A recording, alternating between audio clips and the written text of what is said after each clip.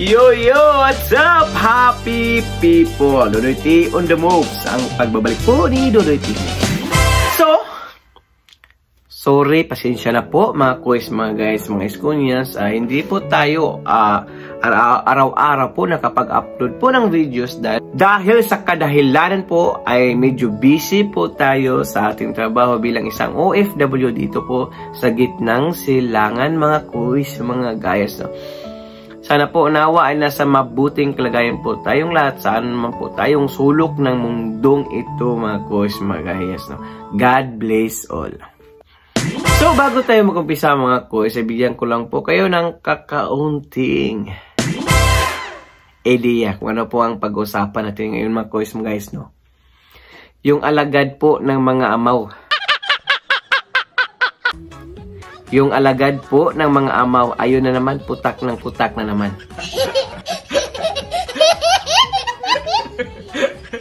Iwan ko ba? Kung anong problema nito kay Yormesco, kung anong problema nito sa kanilang katawan, na, iwan ko, hindi mo maintindihan. Depressed ba to? O stress? O depression ba? Yung nararamdaman lang ngayon? Dahil hindi talaga nila tatantanan si Yormesco. Ay hindi naman sila pinapansin ni Yormesco. O diba? Ganun po sila. For the views, for the money, for the revenue. So without a further ado, let's begin. Unang-una dyan sa mga vlogger na patuloy na yung kinakalat ng issue na to, na mapatungkol dito sa G. Sagedli ni Isko Moreno at Pupoy Pilar ng Tape INC of the Alusos Brothers, no? Nandi yung mga naipangbabastos po nga daw ang kanilang ginawa dito sa mga host sa G. Sagedli, no? Dahil daw imbis na dapat daw kasi nakisama na lang daw ang mga taga-Pasig.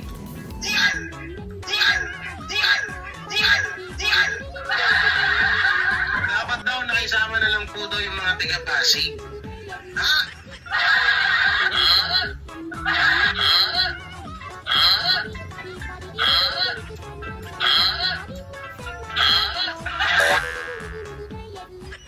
Depression nga.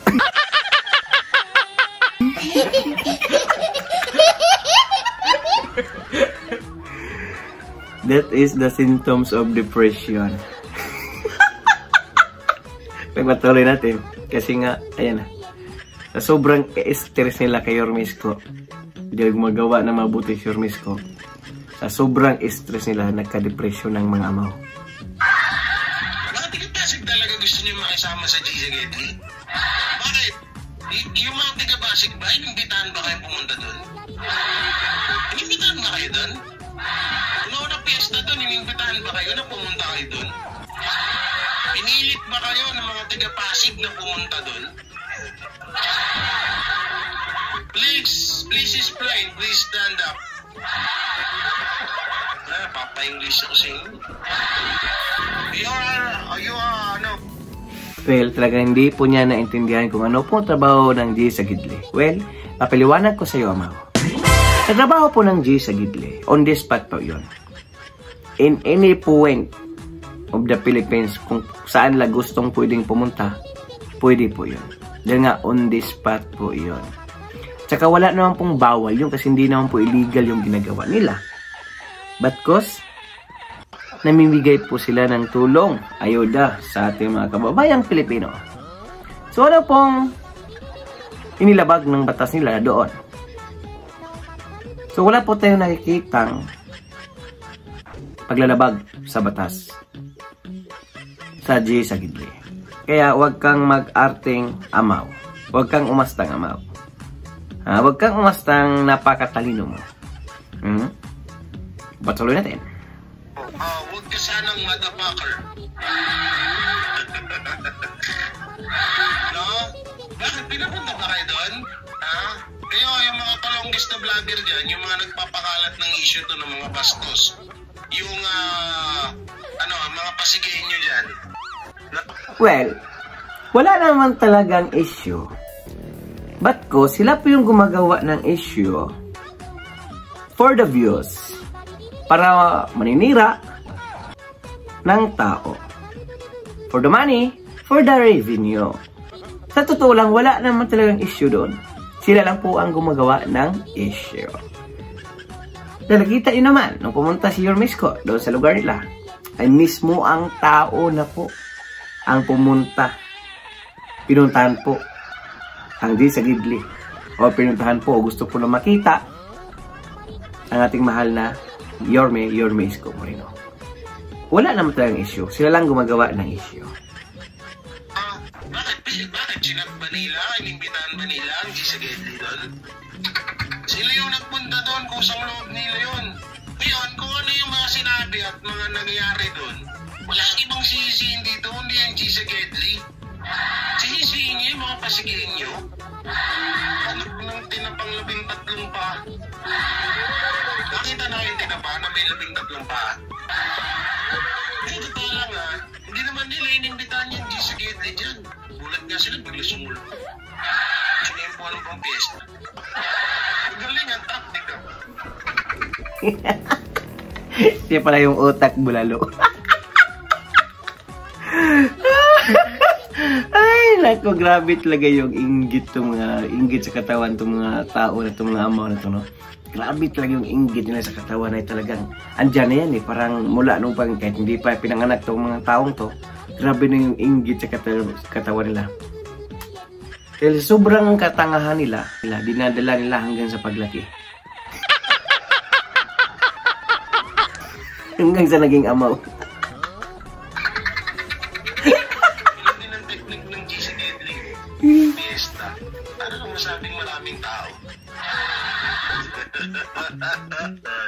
FYI, ang G sa Gidli ay hindi po nagpapaalam o hindi po nagpaalala sa mga tao na pupunta sila sa lugar nila. Batkos, ang tao mismo ang pumupunta o gustong makita si Yormesco.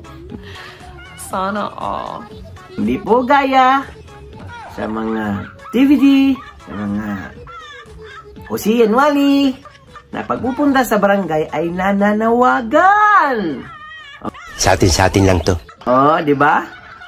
Kaya, ayun, napakaraming tao. Yung si Yormesco, pumupunta sa mga barangay. Hindi nananawagan. Tingnan nyo naman ang tao, napakarami. O, di ba? Kaya wag kang tanga, amaw. Ngayon, huwag nyo huwag nyo pinapalaki itong issue to, no? Ikaw lang nagpapalaki, amaw. Ano naman pakialam nyo? Yan, shoutout po sa lahat ng supporters ng generic na ito. Shout out!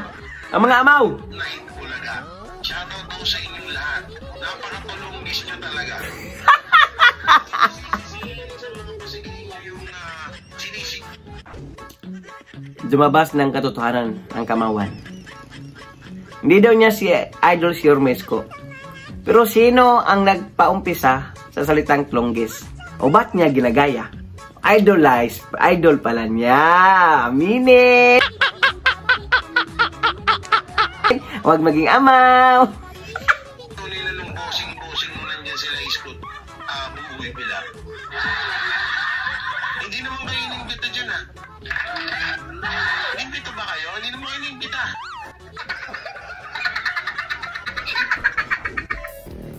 Talaga hindi po niya naintindihan yung G sa Gidli. Kita niyo naman sa mga pananalita niya ay talagang obvious na obvious. O, diba? Hindi nag-research to. Kaya amaw, do research. Para hindi ka mabash. Ba? Kasi yung iba kasi dyan, parang sinasabi nila na pinuntahan na nga kayo doon, tinulungan na nga kayo, tapos binastos nyo. Ikaw na nagsabi nun? Saan ang bastos nun? Diba? Issue. Ay, naku. Issue. For the views. For the revenue. For the money. Ewan ko ba ba't may mga ganitong mga tao? Ang nangyari? Tinatanong niya yung sarili niya. Iwan ko ba kung bakit may mga ganito na tao? Pinaparinggan yung sarili niya. Ganun siya kama. Literal na tulonggis. Tayo kasi mga dabarkads, parang sinusumbat nila sa sa mga taga-Pasig yung naibigay na tulong ng Gisagete dyan. Naisumbat? Kita nyo naman, talagang klarong-klaro kung paano siya gumagawa ng kwento. Nanunumbat ba sila? Ha? Sinos at saang video mo nakikita amaw na nanunumbat si Yormes ko? At ang saya pa nga nila, namimigay ng pira di ba? Tapos sabi mo, nanunumbat mo yun. Katangahan? Yung kanilang parang sinusumbat. Parang, saan video? Tinulungan na daw sila, napasaya naman daw sila, pero hindi daw marunong makisama. Ang mga taga-Pasig. Ba't hindi marunong makisama? Ang dami ng tao. Talagang inventador to. Delikado to. Maging inventor ito. Inventor ng mga tindahan. Delikado to. Talagang kawawa yung mga cashier nito. Pasobrahan Hindi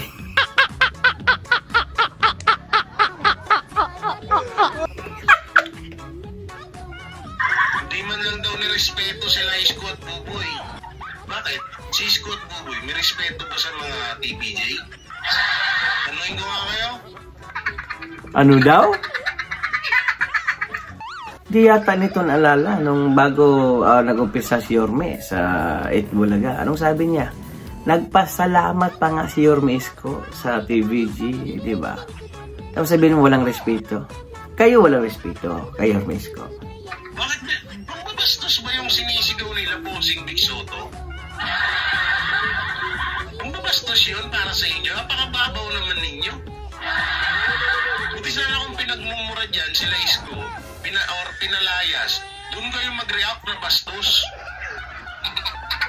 Wala namang ginawang gano'n yung mga tao doon Hindi ginawa bang gano'n? Wala naman. Wala nga ang ginagawa kayo lang gumagawa ng issue Di ba katanga? Well, tapusin na natin to. Dahil puro nonsense po yung mga pinagsasabi niya. Pues mga guys, klaro naman. Wala namang issue talaga doon. Sila lang po gumagawa ng issue for the views, for the revenue, for the money. Yan po ang katotohanan. Kaya wag po kayong magmukhang tanga dyan mga amaw dahil nahalata na kayo ng mga tao. O diba, kung sa Bisaya pa, bulabog na kaayo mo. Butangi, mauna ni.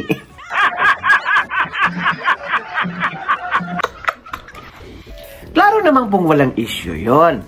Sila lang po ang gumagawa ng issue. Talagang napaka-better na literal po sila, no? Talagang kahit anong kimbot ni Yorme, kahit pag-ihi ay talagang ginagawa po lang ng issue. Ganon po sila kagrabe ka mga... Iwan ko kung anong klaseng mga taong to, mga quiz, mga gayas. No? Pag-i-comment down below lang po. Dahil umabot kayo sa dulo ng ating video, don't forget to subscribe, follow, and share. So for now, I'm God. Pilipinas, God first, God bless all. Peace. Paalala lang po, vote wisely. Malapit na po. Bye-bye.